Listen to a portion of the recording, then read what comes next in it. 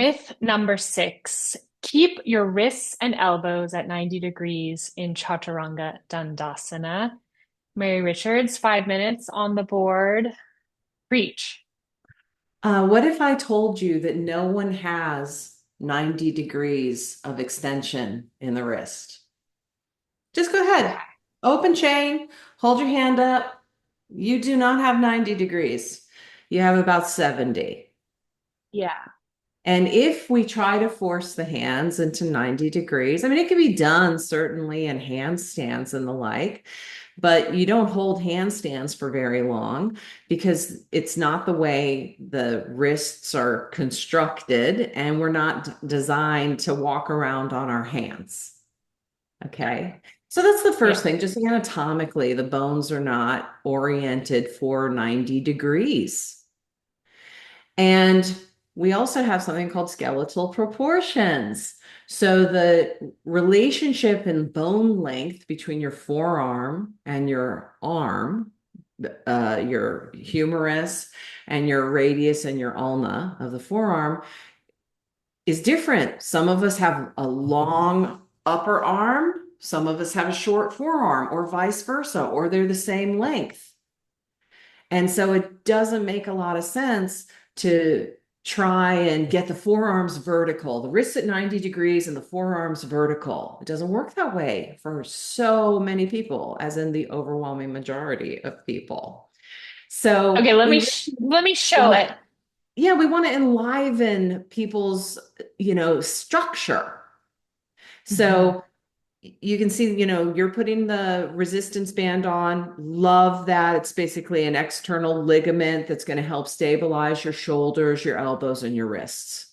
You can get more Yeah, and muscle I'm doing that. activation. You can also practice like that yourself or for your older students when they're learning chaturanga. I'm also doing it today because I'm going to stay here for a little while so Mary can discuss the Yeah. position.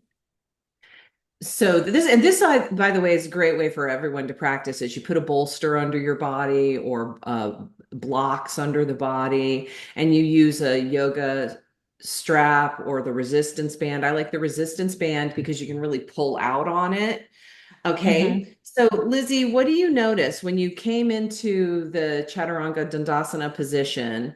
Did you, are you thinking about those right angles? Yeah, I had always been taught that I was trying to get to those right angles, which doesn't actually work super well for my body proportions, Exactly. Go ahead though, but see, you're still not at the so-called 90 degrees. You need to move your hands back a little more. which is just feels crazy. Yeah, there you are. So this is what a lot of folks are asked to do. Do you feel like Yeah. you could push an elephant in this pose? No, I feel no. No, no, because you can't. Because you can't transfer load effectively from your hands through your wrists, through the forearms, through the upper arm, the shoulder, into the trunk, down into the pelvis. So I want you to just sort of shake it out and move, let your hands find their position on the mat. Okay. So my kind of more natural position where I would go would be kind of there. There you go. There you go. See, a millimeter separates heaven and hell. Yeah. So, you let your hands find their position, and you're not now at 90 degrees in the elbows or the wrists because it's not really possible. I want you to press down into the base of the index and middle fingers. And it's like you're protecting pearls under the cages of the hands. Really use your feet, curl your toes under, Hmm. push back through the heels. Let me try once without the bolster. Let Okay. me try once completely. I'm going to be here for 3 seconds, so look Okay. quickly. But this is my kind of more natural There you alignment. go. See, when you started, you didn't even have your wrists directly under your shoulders. You just naturally set them a little closer to the top of the shoulder because that's what the body knows to do.